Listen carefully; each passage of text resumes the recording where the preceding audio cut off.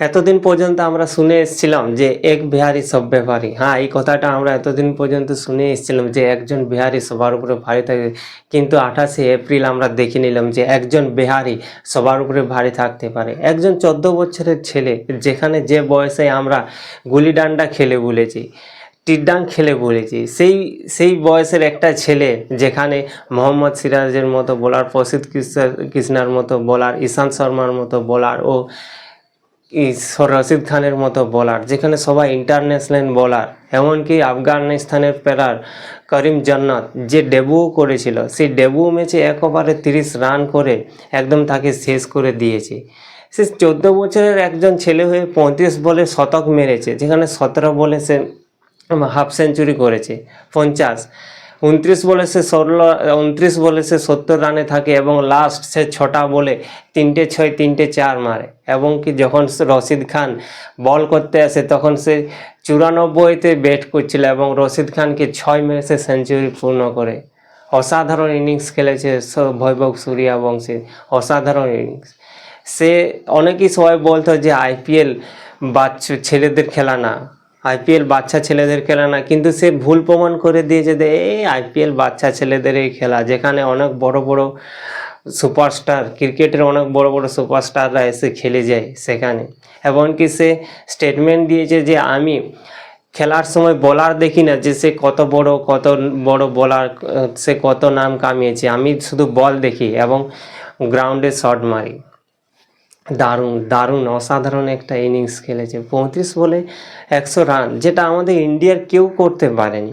ইন্ডিয়ার করেছিল কেবলমাত্র রোহিত শর্মা, সে ইন্টারন্যাশনাল খেলাতে করেছিল, এবং আইপিএলে কম বলে শতক কেউ মারতে পারেনি। সেই 14 বছরের একটা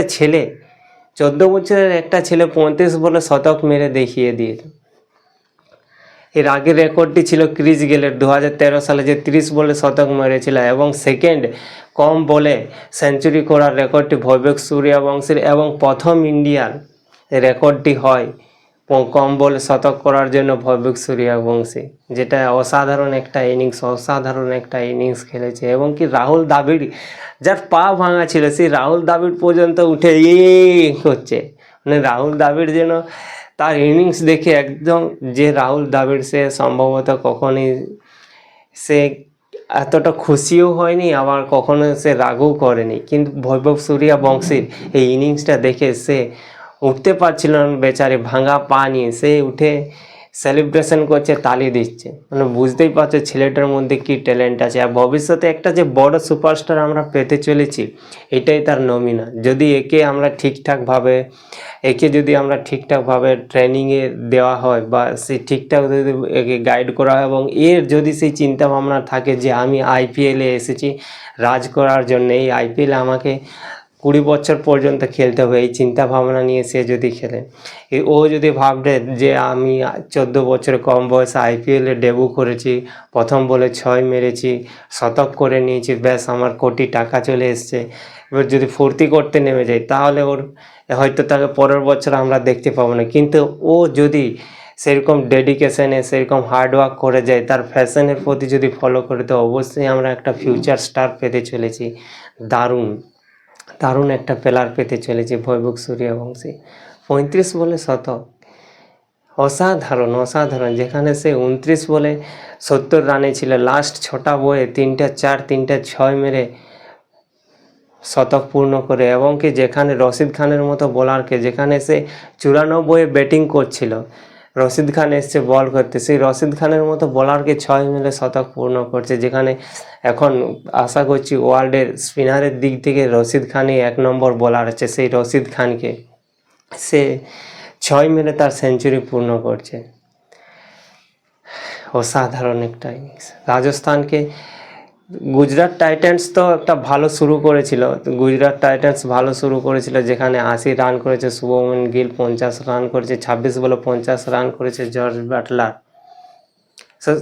সাই সুদর্শন ভালো একটা ইনিংস শুরু করেছিল, এমনকি তারা 210 রানের টার্গেট দেয়, এত বড় একটা ইনিংস, যেখানে যে রান টার্গেটটা দিয়েছিল গুজরাট, সেখানে বোঝা যাচ্ছিল যে এটা একটা অনেক টাফ ম্যাচ হতে চলেছে, বা একটা হাই কোয়ালিটি ম্যাচ হতে চলেছে। কিন্তু বৈভব সূর্যবংশীর এই ব্যাটিংটাতে একতরফা ম্যাচ জিতে নেয় রাজস্থান রয়্যালস, এবং 15.5 বলে 15 ওভার 5 বলে ম্যাচ জিতে নেয় এবং এটা সব থেকে ফার্স্ট 200+ রান চেস করা এই ইনিংসটি হয়ে যায়, যেটা এখনও 200+ রান চেস করার মধ্যে যে 15 ওভার 5 বলে কেউ আজ এখনও পর্যন্ত কেউ রান চেস করতে পারেনি, কিন্তু একতরফা রান চেস করে কেবলমাত্র এই বৈভব সূর্যবংশীর জন্য, এই 14 বছরের এই ছোট ছেলেটার জন্য। অসাধারণ একটা ট্যালেন্টেড বয় এবং কি সে রাজ করতে চলেছে, আশা করছি রাজ করতে চলেছে, ইন্ডিয়ান ক্রিকেট টিমে রাজ করতে চলেছে, এর পরের 20 বছর পর্যন্ত সে রাজ করতে চলেছে। অসাধারণ ট্যালেন্টেড প্লেয়ার, অসাধারণ। যত প্রশংসা করব ততই কম হবে।